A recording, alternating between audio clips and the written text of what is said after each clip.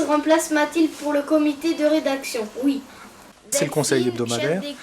Chaque semaine, on traite un peu des problèmes qui concernent la classe, les conflits qui sont rencontrés, mais aussi l'organisation de la vie de la classe. Leurs critiques, s'ils ont vécu des choses négatives, négocier des solutions à ces problèmes, et soit ils proposent des idées pour la classe, pour la dynamique de la classe. Ça peut être des choses à réaliser collectivement, ou des solutions à des problèmes rencontrés, soit en vie sociale, soit dans les disciplines, quelquefois. Je me donne la parole.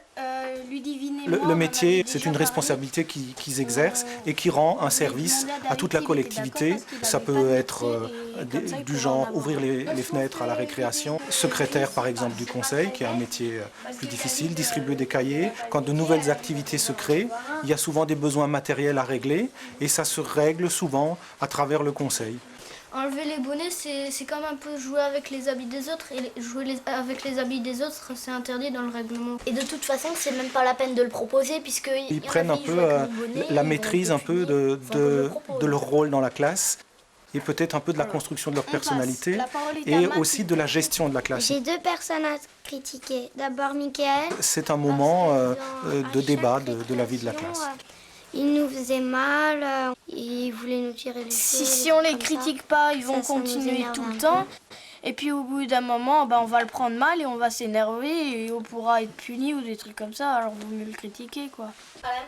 Et la critique, c'est aussi pour se faire respecter. Hein. Tu peux critiquer pour qu'il te respecte. Hein. Et après, celui qui est félicité, il est content. Et puis voilà. Est-ce qu'on pourrait passer à un vote là-dessus pour avancer ? La citoyenneté passe par le débat, donc ça passe aussi par la prise en compte de ce qu'on vit et une prise sur le quotidien.